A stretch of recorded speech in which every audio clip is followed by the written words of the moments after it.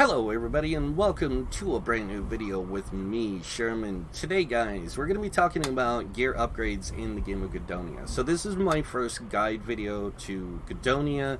I'm going to have several of these, and this is a guide to Gedonia. So welcome to the first guide to Gedonia. Hope you guys like it. Today we're going to be talking about how to enhance your gear. This does not mean ascending your epic gear. This means enhancing the gear you already have through different means. So I'm going to take off a piece of gear here. We're going to take off a helmet, and I did adjust all my crafting through the skill lines. So I maxed out blacksmithing, leatherworking, tailoring, and enchanting.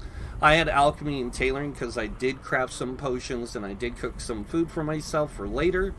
But we're going to be talking about how to enhance your gear. So the first thing you're going to want to know about this is you can upgrade any piece of gear in any of the crafting stations. So with blacksmithing for armor working, you can upgrade any armor.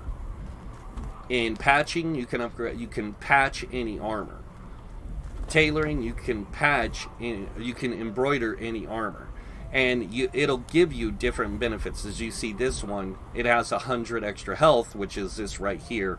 I've already upgraded it. It has the maximum enchant or embroidery on it. Now, I'm going to save my materials because I might try out other gear sets later on. Same thing with patching and stuff like that. Now, weapons can also be hardened.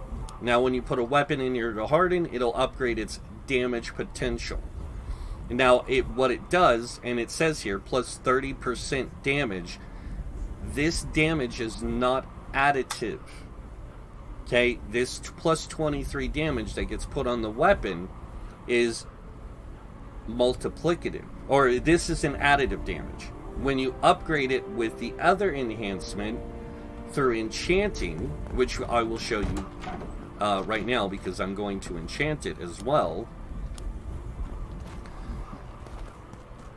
this will add a multiplicative bonus. So when you add something to a thing like this, and you can see it has no bonuses, but if I click on the melee damage and the 20 health, it does a multiplicative bonus. So it adds an extra 30% damage on top of it with plus 20 to health, and that's a flat plus 20.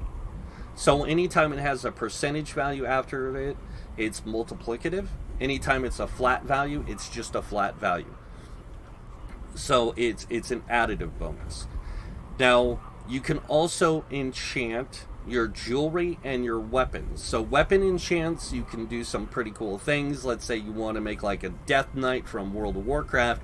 You can enchant one sword with Ice Blast and another sword with the increased melee damage, and that way you have that Ice Blast that goes off every once in a while. It's a 3% chance with this. I really wish, and I hate to say this, that the creator Oleg would have added fire chance and blast chance later, like added more of an option to it for like a stronger chance of it to proc, and right now it's still pretty high. Even at a 3%, you'd be amazed how often it'll trigger. But that's how you enchant or enhance your gear. Now there is also the enhancement of your gear through what's called Ascension, and ascending your gear is something you do through the expeditionary group, and I will be doing a video on explaining that as well. I just wanted to kind of cover this. Now there are two items that cannot be enchanted or embroidered or patched or hardened, and that is your cloak and your trinket. They cannot be done that way. Weapons can only be hardened and enchanted. Your armor can be hardened, enchanted, or hardened and patched and embroidered. And then your jewelry can be enchanted. Now, somebody was asking about enchantments on jewelry. When you enchant a piece of jewelry with the physical damage, it is both melee and ranged. When you enhance it with magic damage, it is all magic types. So it's 100% magic damage to all magic types. When you do the 250 health with the 30 damage absorb, this I don't know what this 60 thing is. I haven't done this enchant on any of my characters yet, so I don't know. But it's 250 health and 30 damage absorb. When you do this, it increases your companions' damage and their hit points by 25%. And it's not like companions really need it. They have an insane amount of stuff that they can have. But it might be good to put this like on your bard or something, because when you play a bard, you use a lot of companions, and maximizing their health and damage might be very helpful. So, but yeah, I mean, you can enhance your gear however you want. I went with like the physical armor upgrade through hardening. Now this is maxed out. This is maxed out. My belt, or my pants, my boots, and my gloves are not maxed out. I'm still, I just need to upgrade them each one more time, I think it is, or 2 more times, and these will be done. And then I can upgrade these one more time as well. Or I can't upgrade these anymore. Those are max. But I can upgrade these one more time each. And then when you ascend armor, the white stats on them increase. So the health, the magic damage, or the nature damage, the crit strike, the stamina, mana, and melee damage, all that gets increased with the ascending of armor.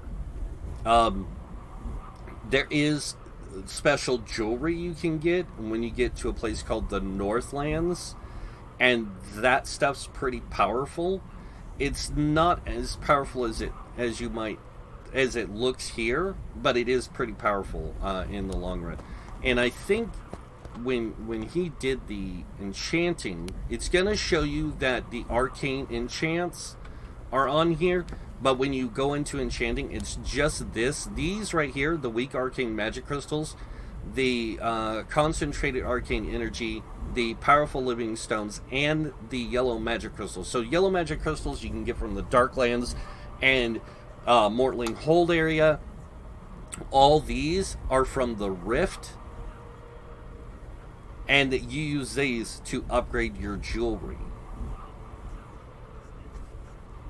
So as soon as you can start upgrading your jewelry, I do suggest doing that, because it's going to help you out immensely when you get into the Northlands. The Northlands is a very, very difficult place, so having your gear fully spec'd out is really good. And yes, I am just as bad as anyone else. I'm a hoarder, so I save every material and everything. So if there's ever a time I want to upgrade my gear, I can.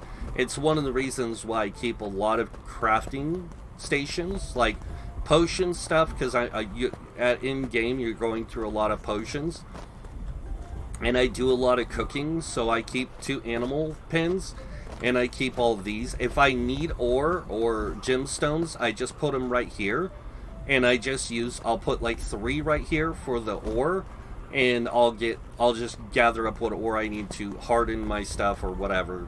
But I always do this. I always do the same kind of setup with every character of mine. It's kind of weird, but I like it this way, so. But that's pretty much it. That is how you enchant your gear, or enhance your gear. I hope this video is helpful to you guys. If you're wondering about this station and this station, this is cooking and this is potion making. And you can make potions, you can make food, you can also cook food, and you can make different recipes. And I will tell you this, there's a book you can get in Erderon, the town, called the Cookbook, which has basic recipes in it. Basic. Now, you can find more advanced recipes by using the cooking station here, and when you mix in certain ingredients, you will get certain meals or food items that will pop up that you aren't in the cookbook. There are hidden recipes in the game. I'm not sure what they all are. I know you can make bread, which isn't in the cookbook. I know you can make wine, and that's not in the cookbook. So just a reminder, you can make things outside of stuff. And it's primarily so you can do things like with the alchemy, you need wine in order to make these potions of oblivion, and you need weak poisons, which you also need to make potions of oblivion. This is done through cooking. This is done through alchemy. This is done through cooking as well. You can make crystallized water. I'm not going to explain how, but it is possible to do. And you can also make more advanced versions of that. It's just like with dragon meat. If you don't know what dragon meat is, you can cook it, and dragon meat gets a lasting fighting effect of plus 75 health. But if you cook it in the pot with other ingredients, you can get an extra max health, and if you mix it with other stuff, you can actually create meals with it. So it's pretty amazing. But that's pretty much it for this video, guys. I hope it was informative and helpful. If it was, you know, just let me know. But that's the end of the video, and that means this is what's coming next. So if you guys like the video, go ahead and hit that like button. If you guys want to see more videos by me, you can subscribe. If you do subscribe, I do suggest you click that notification bell to be notified when I post new videos. Other than that, I want to thank you all for watching. Until next time, have a wonderful day, and this guy might see you in game. Bye.